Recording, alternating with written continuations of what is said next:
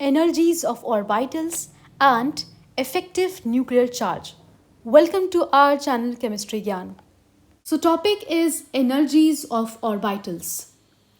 जब हम बात करते हैं ऑर्बिटल्स के एनर्जी के बारे में तो हाइड्रोजन एटम के केस में क्या होता है ना कि हाइड्रोजन एटम के केस में उसकी एनर्जी जो है सिर्फ और सिर्फ डिपेंड करती है प्रिंसिपल क्वांटम नंबर पर, मतलब एन पे।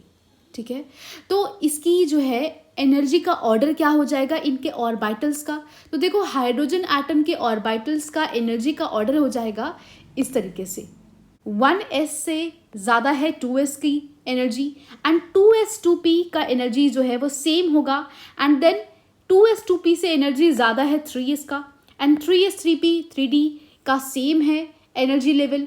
और फिर आप देखोगे 4s4p 4d का एनर्जी ज़्यादा है 3s3p 3d से। ठीक है, तो इस तरीके से ये एनर्जी ऑर्डर होगा।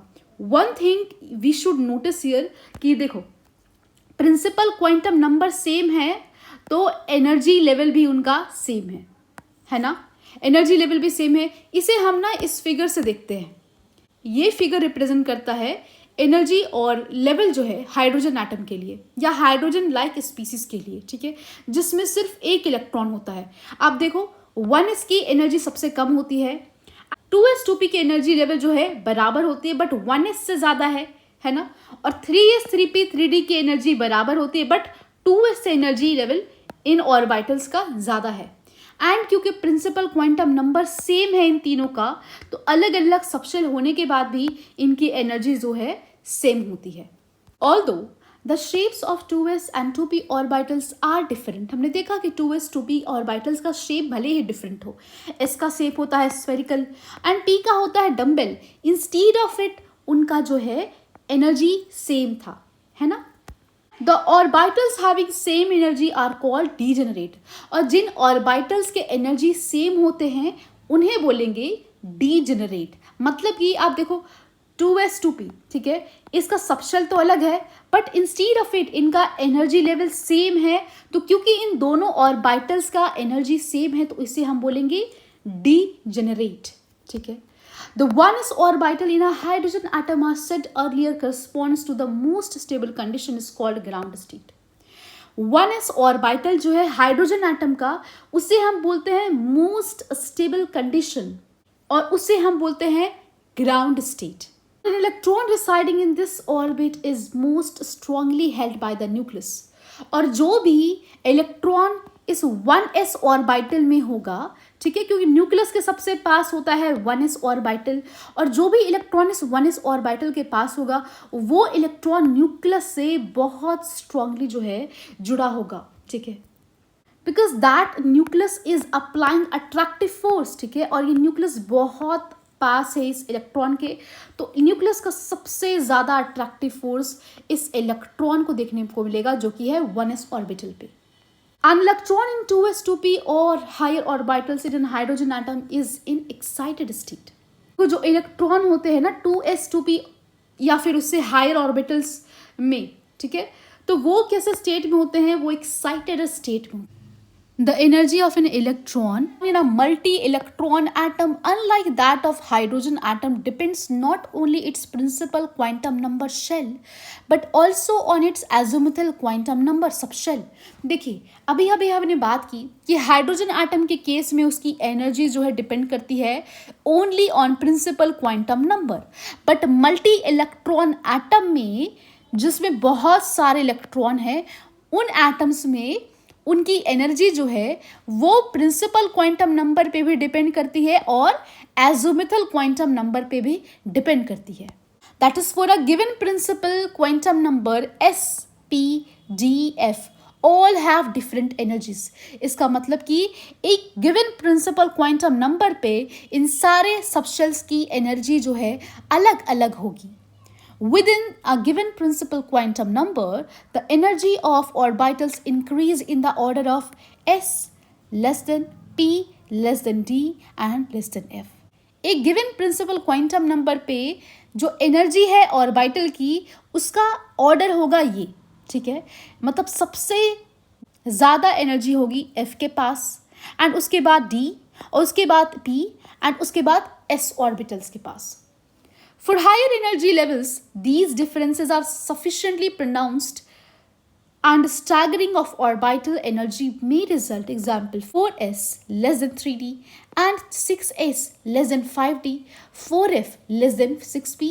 देखो, जब हायर एनर्जी लेवल्स पे क्या होता है ना कि एनर्जी डिफरेंसेस आता है, और जिसके कारण ना आपको ऑर्बिटल्स, अलग अलग ऑर्बिटल्स के अलग अलग एनर्जी देखने को मिलेगा। एक जो ऑर्डर हम यहाँ पर फॉलो कर रहे थे कि हाँ 2s का ज़्यादा है 1s से, 3s का ज़्यादा है 2p से, लेकिन जब आप मल्टी इलेक्ट्रॉन सिस्टम के बारे में देखते हो ना तो यहाँ पर ना आपको ऑर्बिटल्स की एनर्जी कुछ इस तरीके से दिखेगा। 3d का ज़्यादा होगा 4s से, 5d का ज़्यादा है 6s से, और 6p का ज़्यादा है 4f से। कैसे? देखो, the main reason for having different energies of the subshells is the mutual repulsions among electron in the multi electron atoms. Main reason क्या है कि इसको आप इस तरीके से समझो, इस फिगर से समझते हैं। मल्टी इलेक्ट्रॉन सिस्टम में क्या होता है, देखिए यहाँ पर आपके 3 शेल्स है, ठीक है, और बहुत सारे इलेक्ट्रॉन्स हैं यहाँ पर।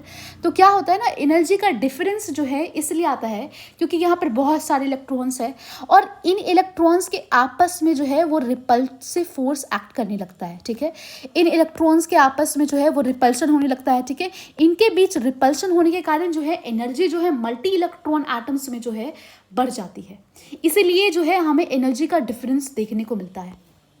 इन multi electron atoms, beside the presence of attraction between electron and nucleus, multi electron system में जो है इलेक्ट्रॉन और न्यूक्लियस के अट्रैक्शन के अलावा वहां पर रिपल्शन होता है इलेक्ट्रॉन्स और इलेक्ट्रॉन के बीच में। ठीक है, thus the stability of an electron in a multi-electron atom is because of the total attractive interaction are more than the repulsive interactions। तो जो स्टेबिलिटी होता है ना मल्टी इलेक्ट्रॉन एटम में, वो इसलिए होता है कि जो टोटल अट्रैक्टिव इंटरेक्शन है न्यूक्लियस और इलेक्ट्रॉन के बीच में वो ज़्यादा होता है रिपल्सिव इंटरेक्शंस जो इलेक्ट्रॉन के बीच में है।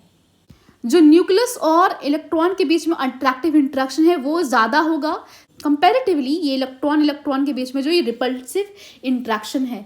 ठीक है, दैट्स वाई जो है ये मल्टी इलेक्ट्रॉन सिस्टम जो है वो स्टेबल होते हैं।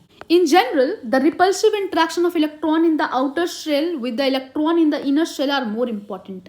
On the other hand, attractive interaction of electron increases with the increase of positive charge on the nucleus. So यहाँ हो क्या रहा है, देखिए जो ये इनर शेल वाले इलेक्ट्रॉन्स जो रिपेल कर रहे हैं आउटर शेल वाले इलेक्ट्रॉन को, ये बात आप ध्यान रखो। और क्या होता है ना कि जैसे जैसे एटॉमिक नंबर बढ़ता है, ठीक है, जैसे जैसे एटॉमिक नंबर बढ़ता है वैसे वैसे क्या होगा कि प्रोटॉन्स बढ़ेंगे न्यूक्लियस पे। ठीक है, और न्यूक्लियर चार्ज बढ़ेगा, तो अगर नंबर ऑफ पॉजिटिव चार्ज बढ़ रहा है मतलब कि और ज़्यादा अट्रैक्टिव इंटरेक्शन होगा न्यूक्लियस और इलेक्ट्रॉन के बीच में, और ज़्यादा अट्रैक्ट करेगा। तो जैसे जैसे एटॉमिक नंबर बढ़ता है ना वैसे वैसे अट्रैक्शन जो है न्यूक्लियस और इलेक्ट्रॉन के बीच में और इंक्रीज करता है। Due to presence of electrons in the inner shell, the electron in the outer shell will not experience the full positive charge of the nucleus, Ze, and the effect will be lower due to partial screening of positive charge on the nucleus by inner shell electrons. And this is known as shielding of the outer shell electrons from the nucleus by the inner shell electrons. देखिए होता क्या है ना यहाँ पर कि ये जो इलेक्ट्रॉन्स है इनर शेल वाले इलेक्ट्रॉन्स हैं, ये क्या करते हैं, ये स्क्रीनिंग का काम करते हैं, एक पर्दे की तरह काम करते हैं कि ये जो न्यूक्लियस है ना ये क्या कर रहा है, अट्रैक्ट कर रहा है इलेक्ट्रॉन्स को अपने तरफ। ठीक है, अट्रैक्ट कर रहा है, लेकिन ये जो इलेक्ट्रॉन जो है ना ये न्यूक्लियस देखिए इसको अट्रैक्ट कर रहा है इस इलेक्ट्रॉन को, लेकिन ये इलेक्ट्रॉन आ गया बीच में। ठीक है, अब न्यूक्लियस इसको अट्रैक्ट कर रहा है। ठीक है, अब ये क्योंकि इलेक्ट्रॉन बीच में आ गए तो ये स्क्रीन का काम कर रहा है, एक पर्दे की तरह काम कर रहा है। तो जितना न्यूक्लियस का अट्रैक्टिव फोर्स इस इलेक्ट्रॉन पे होना चाहिए था उससे कम मिलता है इसको। ठीक है, मतलब जितना अट्रैक्टिव फोर्स इस इलेक्ट्रॉन को मिलना चाहिए था न्यूक्लियस का कम मिलता है। क्यों? क्योंकि इसने ना स्क्रीन कर दिया है, इस इलेक्ट्रॉन ने जो है स्क्रीन कर दिया। इसलिए क्या होता है, जितना न्यूक्लियर चार्ज का अट्रैक्शन इस पे होना चाहिए था उससे कम इस पे होता है क्योंकि इसने स्क्रीन कर दिया। अब देखिए इस वाले इलेक्ट्रॉन ने इस इलेक्ट्रॉन को जो है स्क्रीन कर दिया। अब इस पे जितना पहुंचना चाहिए था न्यूक्लियर का अट्रैक्शन, उससे कम पहुंचता है। ठीक है, तो यहाँ पर क्या हो रहा है, स्क्रीनिंग हो रहा है। जितना अट्रैक्शन होना चाहिए था इस न्यूक्लियस और इस इलेक्ट्रॉन के बीच में, वो डिक्रीज हो जाता है। क्यों? क्योंकि इन इनर शेल वाले इलेक्ट्रॉन्स ने जो है स्क्रीन कर दिया है आउटर शेल वाले इलेक्ट्रॉन्स को। So the net positive charge experienced by the outer electron is known as Z effective nuclear charge. जो नेट पॉजिटिव चार्ज जो ये एक्सपीरियंस कर रहा है उसे हम बोलते हैं इफेक्टिव न्यूक्लियर चार्ज। समझ में आया? नाम से भी समझ सकते हैं, इफेक्टिव न्यूक्लियर चार्ज मतलब कितना न्यूक्लियर चार्ज ये एक्सपीरियंस कर रहा है after screening by these inner shell electrons. Despite the shielding of outer electrons from the nucleus by the inner shell electron, the attractive force experienced by the outer shell electrons increases with the increase in nuclear charge. Inner shell वाले electrons ने क्या किया कर दिया था, outer electrons को shield कर दिया है ना। शील्ड करने के बाद इस पे कम न्यूक्लियर चार्ज आ रहा है। उसके बाद भी हमें ये देखने को मिलता है कि आउटर इलेक्ट्रॉन्स पे जो है ना न्यूक्लियस का अट्रैक्टिव फोर्स फिर भी पहुंच रहा है। और ये क्यों हो रहा है? आउटर इलेक्ट्रॉन्स पे जो है धीरे धीरे जैसे जैसे एटॉमिक नंबर बढ़ रहा है, इस पे जो है ना न्यूक्लियस का जो अट्रैक्टिव फोर्स है वो भी बढ़ रहा है। ऐसा क्यों? क्योंकि नंबर ऑफ पॉजिटिव चार्ज जो है ना न्यूक्लियस पे वो इंक्रीज कर रहे हैं। तो इसलिए जो है आउटर इलेक्ट्रॉन पे जो नेट न्यूक्लियर चार्ज जो ये एक्सपीरियंस करेगा, ये जो आउटर इलेक्ट्रॉन वो ज़्यादा एक्सपीरियंस करेगा due to increase in nuclear charge. Simply देखो, जैसे जैसे न्यूक्लियर चार्ज जो है इंक्रीज करेगा वैसे वैसे क्या होगा, ये आउटर इलेक्ट्रॉन उतना ही ज़्यादा अट्रैक्टिव फोर्स एक्सपीरियंस करेगा। समझ में आई? In other words, the energy of interaction between the nucleus and electron, that is orbital energy, decreases. That is more negative with the increase of atomic number. तो जैसे जैसे nucleus पे positive charge बढ़ रहा है ना, वैसे वैसे इलेक्ट्रॉन्स भी तो बढ़ रहे हैं ना। इलेक्ट्रॉन्स बढ़ रहे हैं तो आपस में रिपल्शन भी हो रहा है। तो आउटर शेल वाले इलेक्ट्रॉन्स पे जो नेट अट्रैक्टिव फोर्स आना चाहिए वो तो कम आ रहा है ना। तो इस तरीके से समझते हैं हम लोग से। यहाँ पर जो ये इनर शेल वाले इलेक्ट्रॉन्स है वो शील्डिंग का काम कर रहे हैं, जिसके कारण जो नेट अट्रैक्टिव फोर्स ये एक्सपीरियंस कर रहा है वो कम एक्सपीरियंस कर रहा है कंपैरेटिवली टू ये इनर शेल वाले इलेक्ट्रॉन्स के। Both the attractive and repulsive interaction depends upon the shell shape of the orbital in which the electron is present. ये जो अट्रैक्टिव और रिपल्सिव इंटरेक्शन है ना, ये डिपेंड करता है कि उस शेल पे और ऑर्बिटल का शेप कैसा है जिसमें इलेक्ट्रॉन प्रेजेंट है। ठीक है, for example electron present in spherical shaped इस orbital shield the outer electron from the nucleus more effectively as compared to electron present in p orbital. देखो, जो s ऑर्बिटल है ना, ये बात मैंने देखो इस बात को ऐसे समझते कि जो अट्रैक्टिव और रिपल्सिव फोर्स है वो ऑर्बिटल्स के शेप पे भी डिपेंड करता है। क्योंकि देखो जो s ऑर्बिटल होता है ना वो बहुत अच्छे से शील्ड करता है, वो ज़्यादा शील्डिंग दिखाता है कंपैरेटिवली टू अदर ऑर्बिटल। क्योंकि इसका शेप क्या होता है, एस ऑर्बिटल का स्फेरिकल होता है, तो ये बहुत अच्छे तरीके से ये शील्ड कर देता है। क्योंकि स्फेरिकल शेप है, यहाँ न्यूक्लियस है, ठीक है, और ये इसका स्फेरिकल शेप है, तो ये बहुत अच्छे तरीके से शील्ड कर देता है।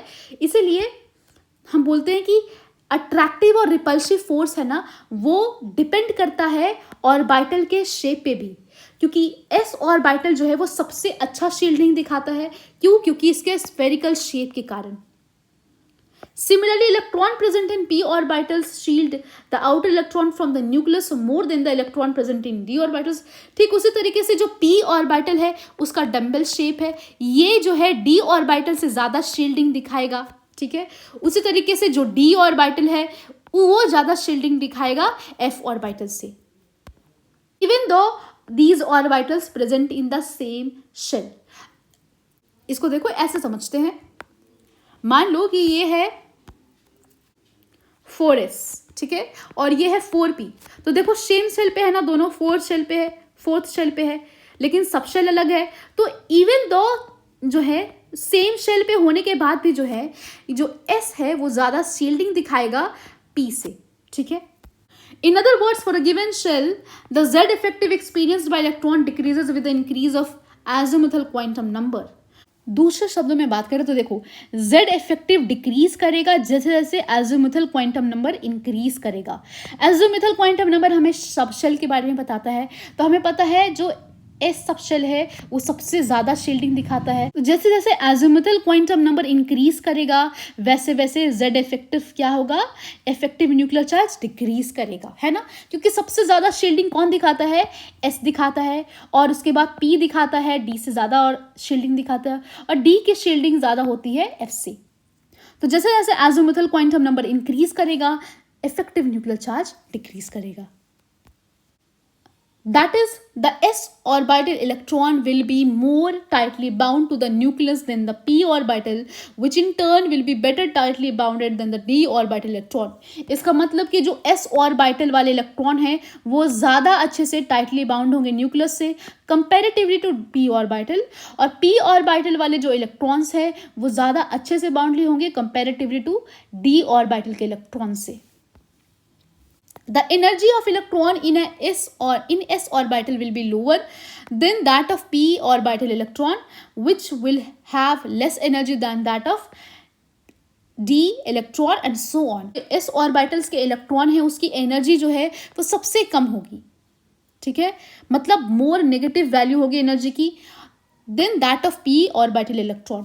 तो जो एस ऑर्बिटल का इलेक्ट्रॉन है ना इसकी एनर्जी जो है सबसे कम होगी, सबसे ज़्यादा नेगेटिव, और उसके बाद पी ऑर्बिटल की, उसके बाद डी ऑर्बिटल की, ठीक है। जो एस ऑर्बिटल के इलेक्ट्रॉन है उसकी एनर्जी सबसे कम होगी, ठीक है, उससे ज़्यादा होगी पी ऑर्बिटल की, और पी ऑर्बिटल से भी ज़्यादा जो है डी ऑर्बिटल वाले के इलेक्ट्रॉन की एनर्जी ज़्यादा होगी, ठीक है, and so on. Since the extent of shielding from the nucleus is different for electrons in different orbitals, it leads to the splitting level within the same shell. देखो कि अलग अलग ऑर्बिटल्स जो है वो उनकी शील्डिंग कैपेसिटी अलग अलग है। एस ऑर्बिटल ज़्यादा अच्छे से शील्ड करता है, पी उससे थोड़े कम से शील्ड करता है, तो डिपेंड करता है ऑर्बिटल के शेप पे, और वो अलग अलग तरीके से शील्ड करता है, उसकी अलग अलग शील्डिंग पावर है, ठीक है। तो उस हिसाब से क्या होता है ना कि एनर्जी लेवल्स जो है स्प्लिट हो जाते हैं अलग अलग तरीके से, चाहे वो सेम शेल में भी हो तब भी जो है जो है एनर्जी लेवल्स उनकी अलग होगी। क्यों? क्योंकि अभी मैंने आपको बताया सेम शेल में होने के बावजूद भी अलग अलग शील्डिंग दिखाते हैं ये दोनों, तो एनर्जी लेवल भी उसी तरीके से अलग अलग होगा चाहे वो सेम शेल में हो तब भी। That is, energy of electron in an orbital as mentioned earlier depends upon the values of n and l। जैसे कि हमने इस फिगर में देखा था यहाँ पर कैसे स्प्लिटिंग हो रहा है। देखो यहाँ पर 1s है, सबसे कम है। यहाँ देखो आप नोटिस करो ये जो 2 है, ये 2 है, ये दोनों सेम शेल में है, उसके बाद भी इनका एनर्जी लेवल अलग अलग है ना। 3s 3p है, ये दोनों सेम शेल के, पर एनर्जी लेवल इन दोनों सब शेल के अलग अलग है। और हमने ये भी बात की थी कि एनर्जी जो है वो डिपेंड करता है मल्टी इलेक्ट्रॉन सिस्टम के लिए, जो एनर्जी है उनका वो डिपेंड करता है एजिमुथल क्वांटम नंबर पे और प्रिंसिपल क्वांटम नंबर पे। Mathematically, the dependence of energies of the orbitals on n and l are quite complicated. But one simple rule is that the lower value of n plus l for an orbital, the lower is energy. देखो mathematically अगर हम n और l की values देख करके energies को बीच में differentiate करने की कोशिश करेंगे तो वो बहुत कॉम्प्लिकेटेड तरीका हो जाएगा। एक सिंपल तरीका हम लोग जानते हैं जिससे है ना आप डिफ्रेंशिएट कर पाओगे कि किसका एनर्जी जो है वो ज़्यादा है, और वो हम समझेंगे n प्लस l रूल से, ठीक है। यहाँ से समझते हैं हम लोग इसको n प्लस l रूल से। ये 1s है, इसमें n क्या है, 1 है ना। शेल नंबर कितना है, 1 है, हमने पिछले वीडियोस में पढ़ा था, आई होप कि आपको याद हो। सो 1 है तो ये इसका प्रिंसिपल क्वांटम नंबर हो जाएगा 1, मतलब n की वैल्यू 1 हो गई। तो s जो है मतलब l इज इक्वल्स टू क्या हो जाएगा 0 फॉर s। तो n plus l rule apply करते हैं यहाँ पर, तो ये हो जाएगा 1 plus 0 which will is equals to 1, ठीक है। 2s के लिए कैलकुलेट करते हैं तो यहाँ पर 2 है और l की वैल्यू क्या है 0 फॉर s ऑर्बिट सबशेल, तो ये हो जाएगा 2 plus 0 which will is equals to 2, ठीक है। अब देखो यहाँ पर 2p है, तो ठीक है, तो 2 है, n की वैल्यू अगेन, और l की वैल्यू 1 होती है, वो p सबशेल के लिए होती है, हमें पता है। तो 2 प्लस 1 करेंगे तो 3 आया, ठीक है। चलिए यहाँ तक तो कोई प्रॉब्लम नहीं है, यहाँ हमें दिख रहा है कि सबसे ज़्यादा एनर्जी किसका, ये समझ में आ रहा है, यहाँ से हम लोग डिफ्रेंशिएट कर पा रहे हैं। लेकिन प्रॉब्लम तब आती है जब एनर्जी लेवल सेम हो जाती है। यहाँ पर देखो 3 है, n की वैल्यू तो 3 है, l की वैल्यू क्या होगी 0, तो 3 + 0 हमने किया 3। And now you can see here कि यहाँ पर देखो यहाँ भी वैल्यू 3 है, यहाँ भी वैल्यू 3 है, जबकि ये 2p है, ये 3s है। तो इस केस में हम क्या कंसिडर करेंगे, n की वैल्यू जिसकी कम होगी उसकी एनर्जी को हम लोअर कंसिडर करेंगे। मतलब जिसमें n की वैल्यू कम हुई उसको हम लोअर एनर्जी कंसिडर करेंगे। तो देखो इन दोनों में l की वैल्यू किसकी कम है, ऑब्वियसली इसका है 2 है ना, तो इसकी एनर्जी जो है वो कम होगी। ठीक है, अब नेक्स्ट एग्जांपल देखो 3p, इसमें n + l रूल लगाते हैं तो ये आ जाएगा 3 + p के लिए 1, तो ये 3 + 1 that is equals to 4। Okay, 4 इसके लिए कैलकुलेट करते हैं तो 4 के लिए यहाँ पर n इज इक्वल्स टू 4 है और l इज इक्वल्स टू 0, तो 4 + 0 करेंगे तो 4। अब देखो यहाँ पर भी 3p के लिए 4 आ रहा था और 4s के लिए भी 4 आ रहा है। अब हम चेक करेंगे क्योंकि सेम है तो एजिमुथल, अब हम चेक करेंगे कि principal quantum number that is n की वैल्यू किस में कम है, तो n की वैल्यू इसमें कम है, इट मीन्स कि लोअर एनर्जी वाला ये होगा 3p। ठीक है, अब 3d के केस में आप देखो 3 है, n की वैल्यू तो 3 और l की वैल्यू 2 है, तो 3 + 2 करेंगे तो 5 आएगा। 4p है तो 4 कर लेंगे, n की वैल्यू 4 है और l की वैल्यू क्या है 1, तो 4 + 1 अकॉर्डिंग टू n + l ये आ जाएगा 5। ठीक है, तो अब यहाँ भी देखो 5 है, तो अब सेम आ गई n + l की वैल्यू, तो हम चेक करेंगे यस n की वैल्यू किस में कम है, इसमें कम है, इन दोनों के कंपैरिजन में n की वैल्यू किस में कम है, इसमें, तो सबसे कम एनर्जी किस में होगी, इसमें। ठीक है, तो यहाँ पर आप एक चीज़ और नोटिस करो ध्यान से कि ये 2s 2p ये दोनों तो सेम सेल के हैं। ठीक है, तो सेम सेल होने के बाद भी जो है इनकी एनर्जीज की वैल्यूज अलग अलग आ रही है ना। तो मतलब मल्टी इलेक्ट्रॉन सिस्टम में क्या होता है, चाहे वो सेम सेल में ही क्यों ना हो, उनकी एनर्जीज की वैल्यू अलग अलग होगी। क्यों, क्योंकि इनकी एनर्जीज की वैल्यू n + l दोनों पे डिपेंड करता है। ठीक है, lastly it may be mentioned here that energies of the orbitals in the same subshell decrease with the increase in atomic number। मतलब ऑर्बिटल्स की जो है एनर्जीज सेम सबशेल वाले ऑर्बिटल्स की एनर्जी डिक्रीज करेगी with increase in atomic number.